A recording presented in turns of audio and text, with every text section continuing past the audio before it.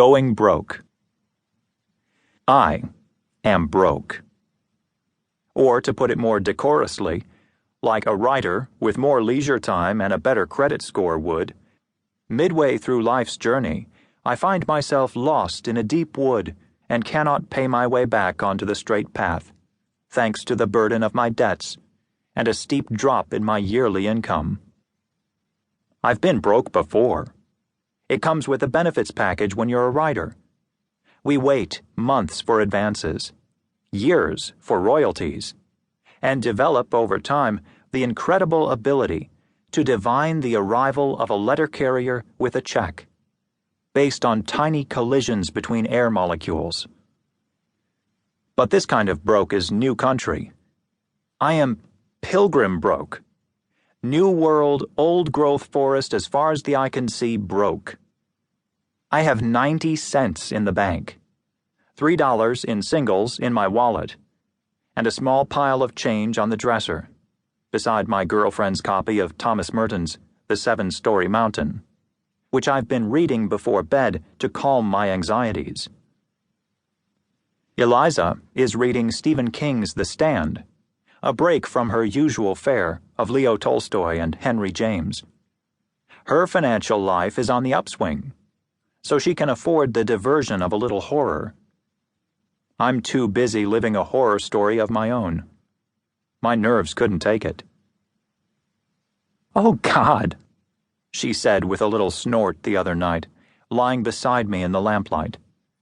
I turned away from Merton and saw her huddled over her book, an old hardback with Browning pages. She was wearing the nightgown that's become my favorite in the year we've been together. A shirt dress in white Indian cotton, with embroidery and 3 buttons open at the neck. Her profile, especially in that light, looked like it belonged in a portrait by John Singer Sargent. She was my very own Madam X in a rent-stabilized 3-bedroom in our favorite part of Brooklyn, which she found, by way of miracle, on Craigslist. We're still moving boxes in and out of storage, arranging furniture, hanging pictures, and settling in. My being broke has limited our choices and slowed the pace of making our new home complete. She had to cover my half of the rent this month. This has not been good for our relationship. "He has that thing he always does," Eliza said, her nose still in the stand. "It's like he can't help himself." She was starting to get wound up and shifted in the bed. Soon she would be gesturing emphatically. It was one of the first things that I liked about her. The gestures. Eliza cares freely, without regard for proportion, and she is not afraid to express it. "Just when you start to lose yourself in the story," she said, "he throws in something really juvenile." Like... Eliza shifted her knees higher and started hunting through for a passage. She was consumed, like she always is when she has a book in her hands. Watching her read is one of my favorite things. She goes somewhere, far away. While I waited for her to find what she was looking for, I couldn't help wondering how much longer we would be poring over actual books. Already the brick of printed paper lying open at her knees, the cloth binding with its nicks and little stains, are in the process of being replaced by circuit boards and plastic, by books without pages a reader can ever touch or turn down at the corners, beamed from a gigantic server through the air to bedrooms very much like ours.